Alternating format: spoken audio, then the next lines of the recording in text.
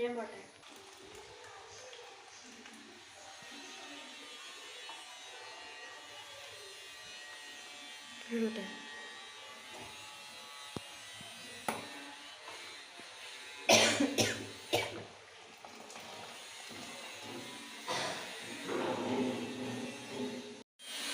ഇപ്പോൾ ചോറ് കുറച്ച് മീൻ കറി വെക്കണം. അതിന് വേണ്ടി മുരിങ്ങക്കായ് മുരിങ്ങക്കായൊക്കെ മുറിച്ച് വെച്ചിട്ടുണ്ട്. ഇതൊക്കെ ഒന്ന് കഴുകിയിട്ട് ചട്ടിയിലിട്ട് കൊടുക്കട്ടെ.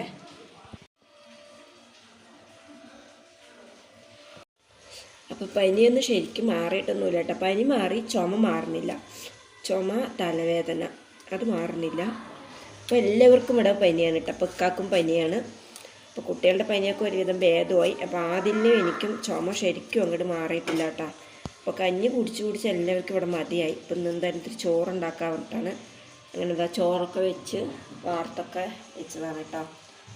പിന്നെ ഇത് ചെമ്മീൻ മേടിച്ചിട്ട് കുറച്ച് ദിവസമായി. ഇപ്പം നേരാക്കിയിട്ട് ഞാനിങ്ങനെ ഫ്രീസറിൽ തന്നെ വെച്ചതാണ്. അപ്പം ഞാൻ ഈ മുരിങ്ങക്കായും തക്കാളിയൊക്കെ ഇട്ട് കറി ഉണ്ടാക്കാനുണ്ട്. അപ്പോൾ ഇതിൻ്റെ കൂടെ കുറച്ച് ചക്കക്കുരുവും കൂടെ ഇട്ടാൽ നന്നായിരിക്കും. അപ്പോൾ ഒന്ന് അത് നേരാക്കാൻ ഇന്ന് എനിക്ക് വയ്യ. കുറച്ച് പണിയെടുക്കും, കുറച്ച് നേരം പോയി കിടക്കും. അങ്ങനെയാണ് ഇപ്പോൾ ഇത്രയും നേരം ആയത് തന്നെ. ഇപ്പോൾ ഒരാഴ്ചയായിട്ട് അടുപ്പിച്ച് ഹോസ്പിറ്റലിൽ പോക്ക് തന്നെയാണ് കേട്ടോ. രാവിലെ പോകും, ചിലപ്പോൾ രാവിലെ പോയിട്ട് വൈകിട്ട് മാറിയില്ലെങ്കിൽ പിന്നെ വൈകിട്ടൊന്ന് ഓടും.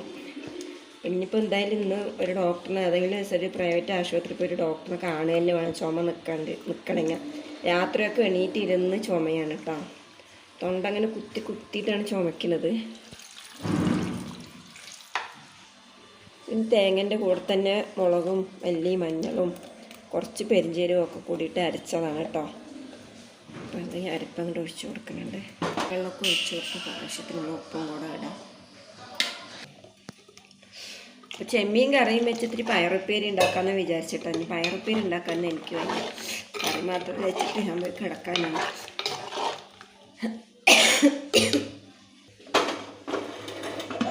കറി ഇവിടെ കിടന്നാവട്ടെ.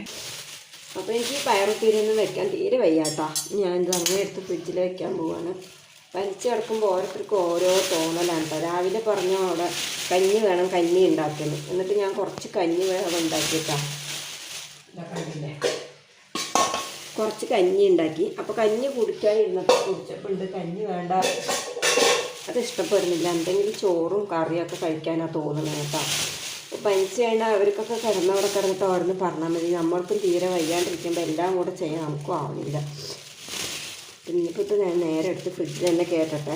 അപ്പോൾ ആ കറി മാത്രം മതി. അച്ചാറൊക്കെ ഉണ്ട്. ഇപ്പോൾ ഈ മരുന്ന് കഴിക്കുമ്പോൾ ചുമയ്ക്ക് കുറച്ചൊരു ആശ്വാസമുണ്ട് കേട്ടോ. ഇതാണ് മരുന്നിൻ്റെ പേര്. ഒക്കെ ശരിക്കും വായിച്ചോളൂ. അപ്പോൾ ഇന്നലെ ഡോക്ടറെ കാണാൻ പോയപ്പോൾ ഞാൻ പറഞ്ഞു കുറേ മരുന്ന് കഴിച്ചൊന്നും ഭേദമില്ല പറഞ്ഞപ്പോഴാണ് ഈ മരുന്ന് എഴുതി തന്നത്. 10 ml കുടിക്കണം. അപ്പോൾ ഇത് വന്നിട്ട് ഒരു മരുന്നിൻ്റെ മണമൊന്നുമില്ല കേട്ടോ. അത് കുടിക്കുമ്പോൾ ഒരു സ്ട്രോബെറിൻ്റെ ജ്യൂസിൽ സ്കോഷ് അത് കുടിക്കണ പോലെയാണ്. ഒരു നേരിയ പുളിപ്പൊക്കെ ഉണ്ട് കേട്ടോ. നമ്മുടെ വായിക്കൊക്കെ നല്ല ടേസ്റ്റ് ഉണ്ട്. പനിയും ജലദോഷമൊക്കെ വരുമ്പോൾ നമുക്ക് മരുന്ന് കുടിക്കുമ്പോഴൊക്കെ ഭയങ്കര ഒരു ടേസ്റ്റ് വ്യത്യാസം, ഛർദ്ദിക്കാനൊക്കെ വരില്ലേ. എനിക്കങ്ങനെ ഉണ്ടോ കുപ്പി മരുന്നൊക്കെ കുടിക്കുമ്പോൾ. പക്ഷേ ഈ മരുന്ന് അങ്ങനെയല്ല. ഇത് കുടിക്കുമ്പോൾ നല്ലൊരു സ്കോഷ്, നല്ലൊരു സ്ട്രോബെറി, നല്ലൊരു പുളിയൊക്കെ ഉണ്ട് കേട്ടോ. നല്ല ടേസ്റ്റൊക്കെ ഉണ്ട്. നമ്മുടെ വായിക്ക് കുഴപ്പമില്ല, പനിച്ചെടുക്കുന്നവർക്ക് കുഴപ്പമില്ല കേട്ടോ. അപ്പോൾ ഇത് കുടിച്ചപ്പോൾ കുറച്ചൊരു സമാധാനം ഉണ്ട് കേട്ടോ ചുമയ്ക്ക്.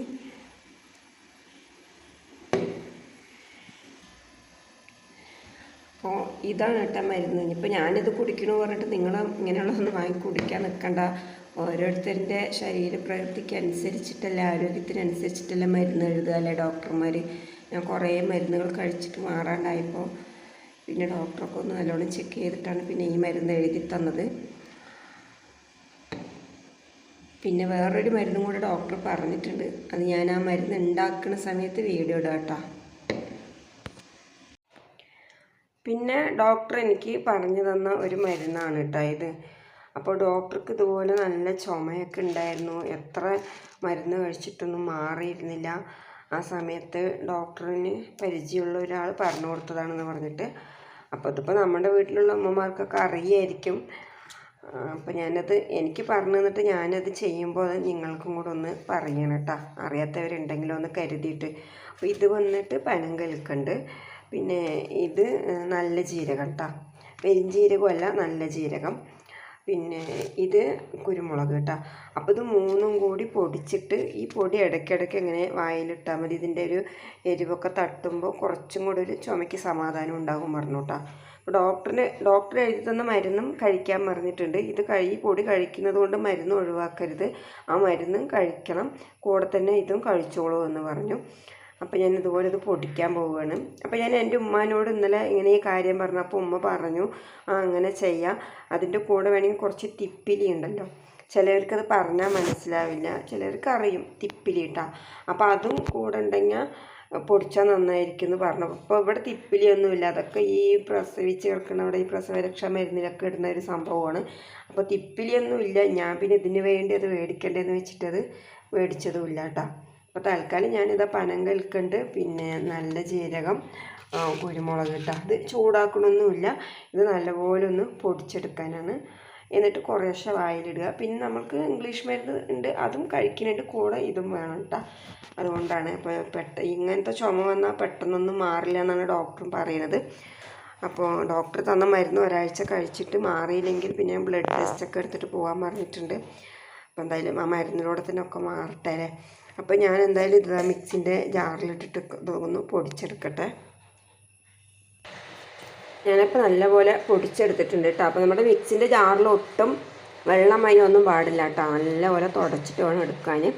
ശരിക്കും ഫൈനായിട്ട് നല്ല പോലെ പൊടിഞ്ഞ് കിട്ടിയിട്ടുണ്ട്, ഇത് കണ്ടില്ലേ. അപ്പോൾ ഇതിങ്ങനെ തുറന്നപ്പോൾ തന്നെ നല്ലൊരു മണം കേട്ടോ. നമ്മുടെ ഈ ഏലാദി കൊണ്ടൊരു മുട്ടായൊക്കെ നമ്മൾ കഴിക്കില്ലേ, ആ ഒരു മുട്ടായിൻ്റെയൊക്കെ ഒരു നല്ല മണം. ഇനി ഈ ജാറിന് കംപ്ലീറ്റ് ഇതിൽ തുടച്ചിറക്കിയിട്ട് നമുക്ക് ബോട്ടിലിൽ ഇതാക്കി വെക്കണം. അപ്പോൾ ഇതാ പൊടിയൊക്കെ അങ്ങനെ ആക്കി വെച്ചിട്ടുണ്ട്. അപ്പം ഇനി ഇതൊരു ബോട്ടിലിൽ ഇട്ട് കൊടുക്കട്ടെ.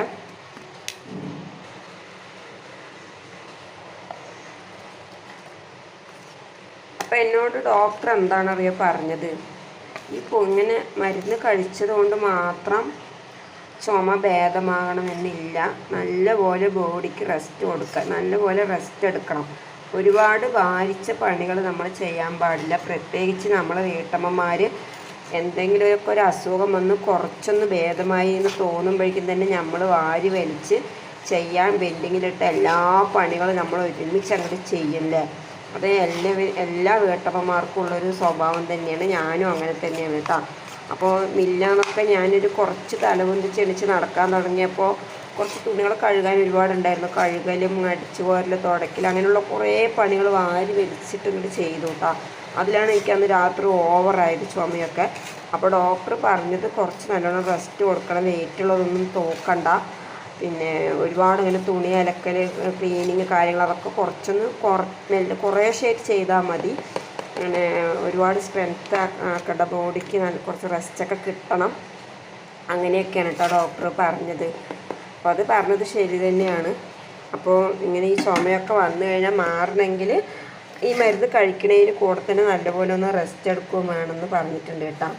അപ്പോൾ നമുക്കിപ്പോൾ എന്തായാലും നമുക്കൊന്നും റെസ്റ്റ് ഉണ്ടാവില്ല. 2-3 കുട്ടികൾ, അതായത് പ്രത്യേകിച്ച് വീട്ടമ്മമാർക്ക് കേട്ടോ, 2-3 കുട്ടിയല്ല, ഒരു കുട്ടിയാണെങ്കിലും പണി തന്നെയാണ് അല്ലേ. ചില സമയത്ത് ഇതിൻ്റെ ഫ്ലാഷ് ലൈറ്റ് അടിക്കണില്ല കേട്ടോ, എന്താണാവോ.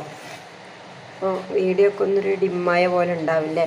അപ്പോൾ നമുക്ക് എന്തായാലും പണി തന്നെയാണ് കേട്ടോ. 1 കുട്ടി 2 കുട്ടി 3 കുട്ടി പറഞ്ഞിട്ടൊന്നും കാര്യമില്ല, വീട്ടിലെ പണി തന്നെയാണ്. അപ്പോൾ പണികളൊക്കെ ഒന്ന് കുറയ്ക്കണം, ഇടയ്ക്കിടയ്ക്ക് റെസ്റ്റ് എടുക്കണം എന്നൊക്കെ പറഞ്ഞിട്ടുണ്ട് കേട്ടോ.